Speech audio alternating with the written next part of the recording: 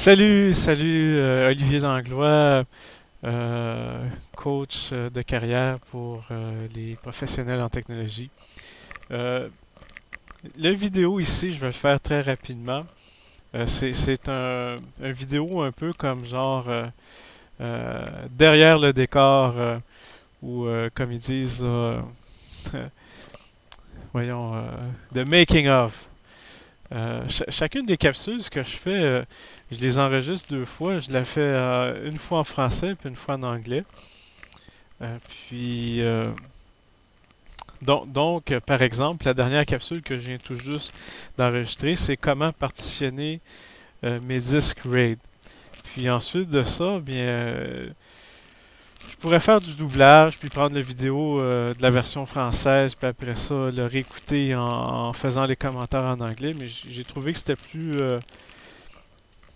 ça donnait un meilleur résultat si je le refaisais avec en commentant au fur et à mesure. J'ai trouvé que ça donnait un meilleur résultat comme ça. Donc, une fois que je l'ai partitionné une fois, si je veux le repartitionner une deuxième fois, il faut que je l'efface. Puis, la première fois que je l'ai faite, on le voit ici, j'ai utilisé le Security Erase. Puis, pour un SSD, ça prend 2 minutes. Mais pour un disque mécanique d'1 Tera, ça prend plus 1 heure et demie, puis ça me tentait pas là, d'attendre 1 heure et demie pour recommencer. Fait qu'il fallait que je trouve une façon plus rapide.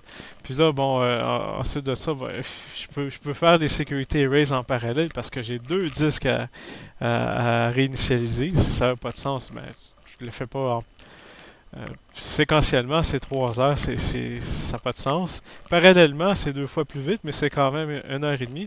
Donc, j'ai trouvé une autre façon de faire. C'est d'utiliser la commande DD. Tiens, comme ça, j'ai encore la commande ici. Puis tu effaces les deux extrémités du disque. Le début puis la fin. Puis ça fait la job. Donc, ce que je fais, en fait, ça c'est bloc 16, 512. Je vais effacer 100 secteurs. IF, c'est input file. Donc, ça, c'est un device spécial qui, tant que tu lis dedans, ça retourne des zéros. Puis, on va aller écrire ça dans le fichier device SDB. Donc, puis ensuite, ici, je pense que c'est important ici, on dit à la commande DD de ne pas tronquer le fichier parce que le fichier, il y a quand même faut pas que je me trompe. 1 Tera, on veut pas que ça devienne. C'est quoi ça? C'est 50 kilooctets. On veut pas ça. Donc, on dit de ne pas tronquer le fichier. Donc, ça, c'est le début. Ensuite, il y a quelque chose que j'ai fait, c'est fdisk-l. Ça dit le nombre de secteurs comme ça. Puis la deuxième commande, euh, je l'ai ici. Bon, initialement, j'ai pris ce chiffre-là, j'ai soustrait 100 pour en fait -1, en supposant que, par exemple, le premier secteur il est adressable en disant le secteur 0. Mais apparemment, non, c'est pas. C'est- Ça, c'est mon premier essai. Fait que j'ai pris ce chiffre-là, -1, -101 finalement. Ça n'a pas marché, donc en fait, il faut dire, on prend ce chiffre-là. C'est pas. Les arrays, ils commencent soit à l'index 0 ou à l'index 1. Apparemment, les secteurs, eux, ils commencent à l'index 1. Donc j'ai pris ce chiffre-là, soustrait de 1, comme ça. Et voilà. Hey, c'est super rapide. Puis en passant, il y a quelque chose d'intéressant que je veux vous faire remarquer. C'est que le taux de transfert, quand on écrit au début du disque, est plus rapide que le taux de transfert quand on écrit à la fin. Puis ça, c'est un phénomène qui est super intéressant parce que la rotation du disque mécanique euh, est, est constant, mais tu vas plus tu t'approches du centre du disque, puis plus tu vas être capable de parcourir de secteurs versus quand où c'est où c'est le contraire.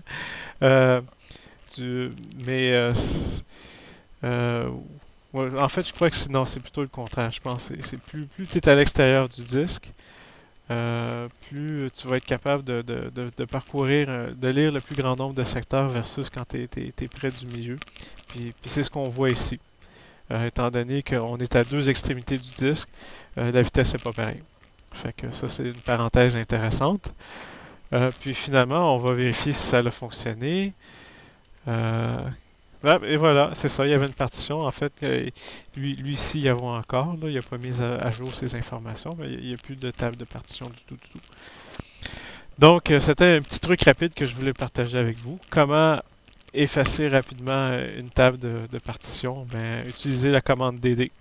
J'espère que si vous avez aimé la vidéo, un pouce par en haut. Si vous n'avez pas aimé la vidéo, un pouce par en bas. Olivier s'en fout parce que les vidéos d'Olivier sont toujours authentiques et disent la vérité.